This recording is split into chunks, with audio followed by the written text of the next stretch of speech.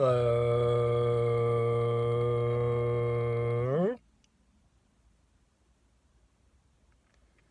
got paper mache and bike chain grease all over me.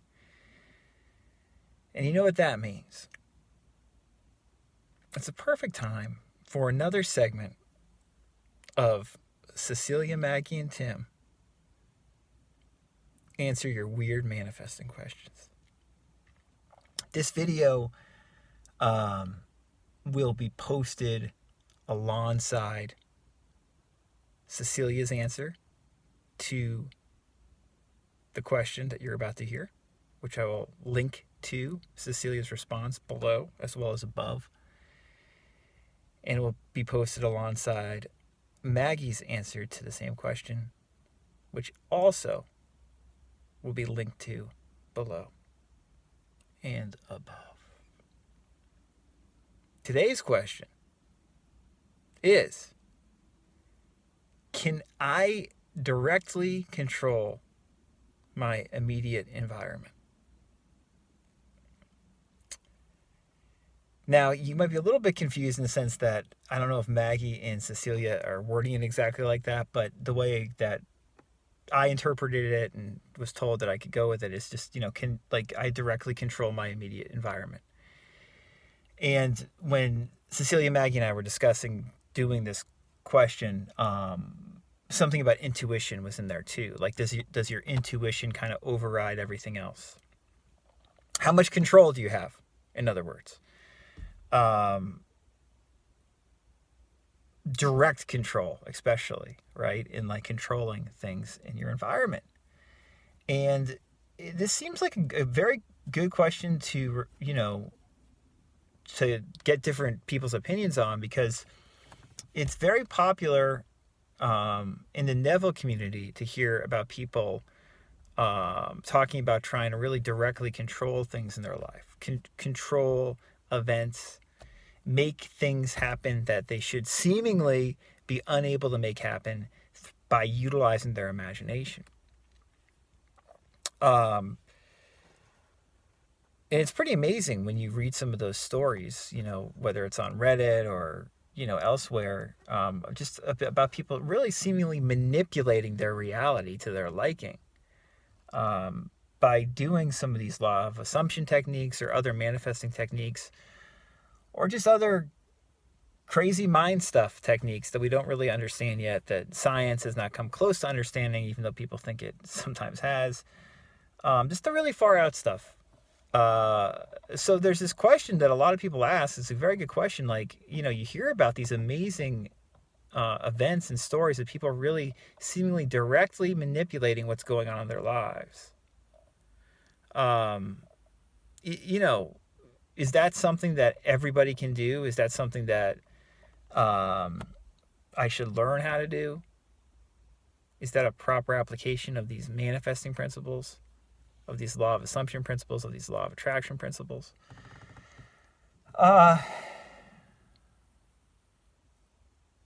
So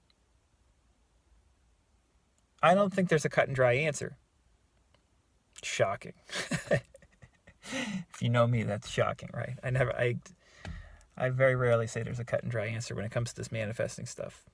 As I just mentioned, I mean, this stuff is so not understood still by us, and perhaps never will be understood, even with advances in science and technology, etc., that I really think it's okay to be like, I don't know why this works, why this sometimes works, why this occasionally works, why this doesn't work at all.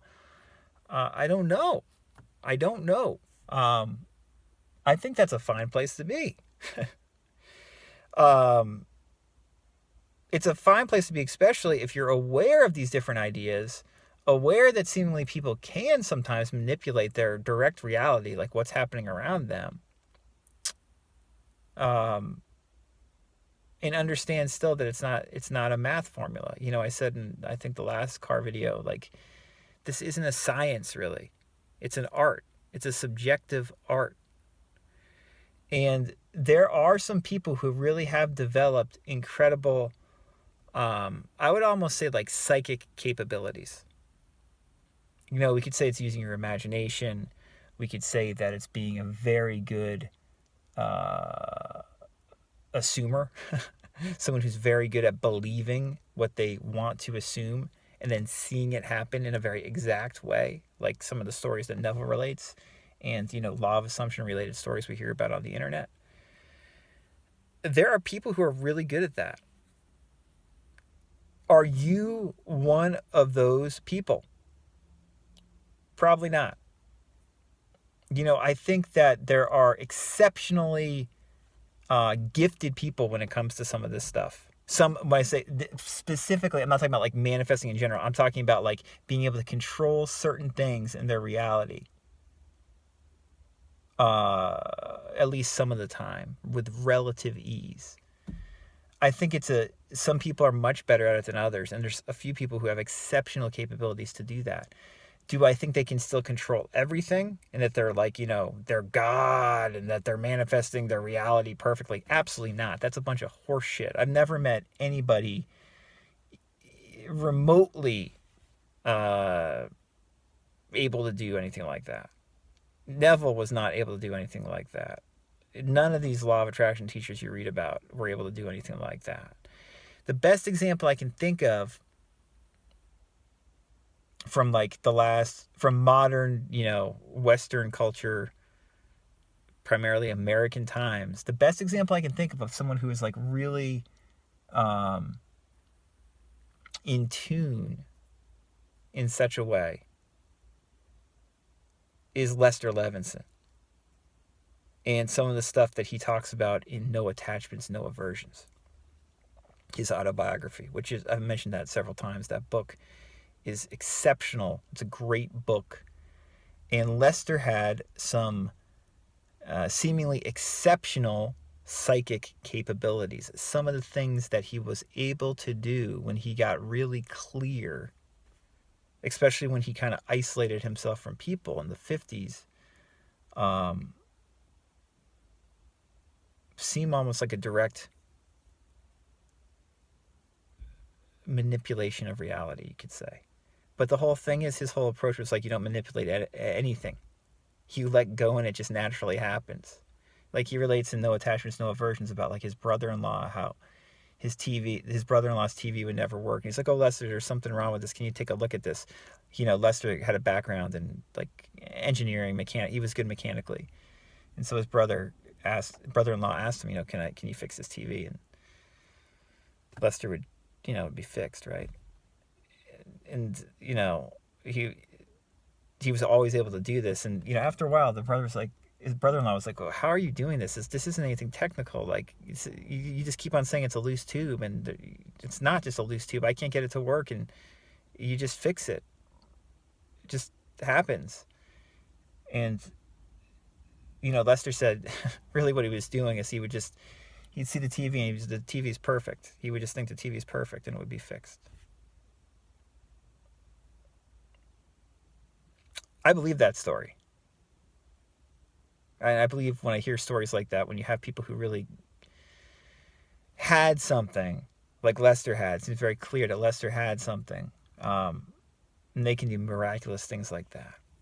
You see something as perfect and it's just healed. It's just fixed. But he did that by getting out of the way. And most of these great teachers that at least we talk about in this channel, they manifest things, if you want to use that term, by getting out of the way. They're not like, oh, I want a new car, I'm going to get a new car. But that works too. You can be like, I'm going to get a new car. I mean, in No Attachments, No Aversions, again, Lester gives this example of like when he got very clear and he was experimenting with this stuff. He's like, I'm trying to think of like, how could I do this? Like experiment, like that if I think something, it just is going to happen. And so he thought of like the most, ridiculous thing or, kind of extravagant thing you could think of. I think it was like a brand new Cadillac or something like that. He just thought of it and let it go. And then his friend just showed up with the Cadillac. And obviously you hear stories like that from people who aren't as, you could say, spiritually elevated or, as psychically in tune as Lester was, right? But when I hear other people talk about that, like, I know it's a one-off. And that's like when I read stories on Reddit and stuff, it's like people who are able to control something in the reality in that way, they can do it once or they can do it somewhat, but they can't do it consistently. When you get into a state of seeming flow and ease where it's just like automatic, um, that's an exceptional quality. I mean, exceptional in that most people just can't do that. And I don't think that necessarily, again, has anything to do with being spiritually more advanced than anything. I think you just have more psychic capabilities than other people. There's plenty of great spiritual teachers, people would call them masters, who had none of these psychic capabilities. But if you met them, you'd be like, they're very spiritually in tune. But you can seemingly cultivate this manifesting angle in regards to this spiritual attunement in some way. We often explore this on the podcast. Richard Dotz is another example. Richard was very influenced by Lester's teachings. Richard's a good example of someone who talks about getting out of your own way and then just like magic happens. Like magic consistently happens because of that. On a much more mundane level, the reason I always talk about relaxation and getting more in touch with feeling inwardly relaxed is because I've noticed time and time again in my life, before I ever knew about these principles, and more so since, is that when I feel inwardly relaxed and expect good things to happen, more good things happen. And when I don't feel inwardly relaxed and feel stressed out more of the time, I run into more problems. They're directly connected. You know what I mean?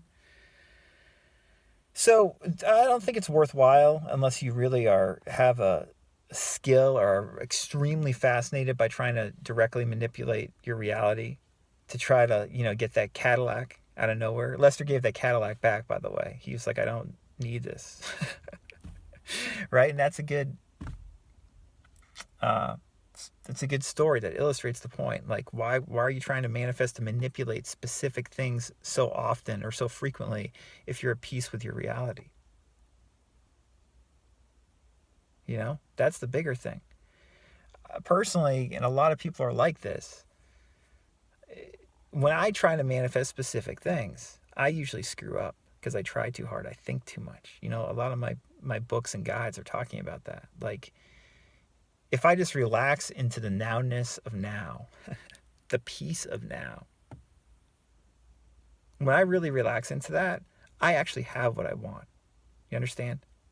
But if I try to like superimpose a specific desire over that, I tend to screw myself up and actually delay it coming to me a lot of the time.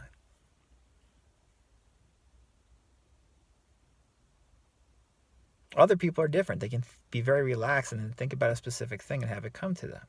But I think in either case, being really relaxed and at peace in the moment is what everybody wants. That's why you want that specific thing. That's why you want that Cadillac, to drive it and feel at peace in the moment.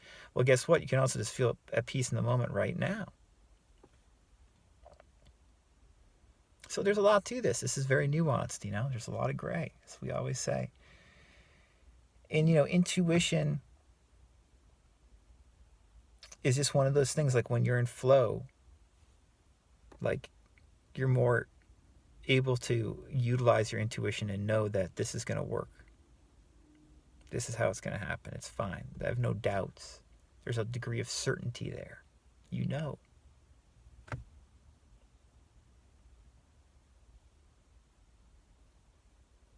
Another book I'll mention before ending this car video and this answer to this question, which I hope I didn't totally go off the rails. I'm sure there's something in here that's useful for some of the people watching this. Another book I'll mention, for people who are interested in, like, can you directly control your reality? A book that is slept on in the Law of Assumption community, and really, even though it's a huge classic book, is Autobiography of a Yogi by Yogananda. Yogananda shares just so many stories in that book about people, you could call them saints or masters, who seemingly were able to do things like Lester did, like able to manipulate or directly control their reality in many aspects. So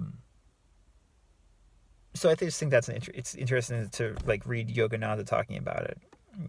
Then read someone like Lester talking about it, read someone like Neville talking about it.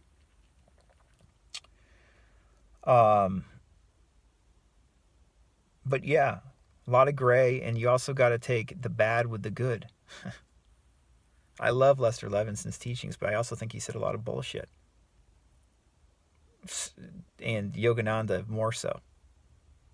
Yogananda was a great writer, and Autobiography of a Yogi is a fantastic book. Actually, Autobiography of a Yogi and No Attachments, No Aversions, those two autobiographies, if you're into reading it all or listening to audiobooks about this stuff and you want like personal accounts of like this kind of stuff and you're into the law of assumption, check those two books out.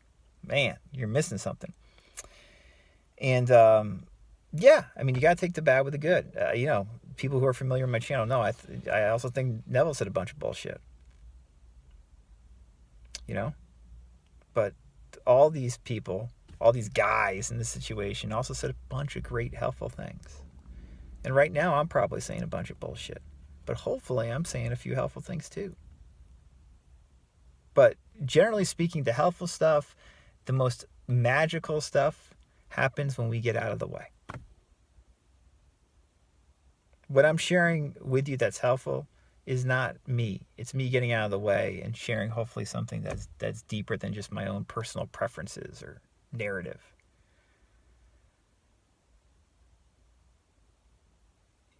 When we recognize that we're okay right now and that we're at peace right now, I mean, it's a wonderful thing to recognize. And I think all of these teachers in some way are pointing at that.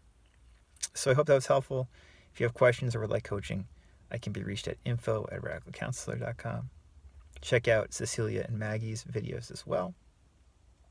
And have a good day.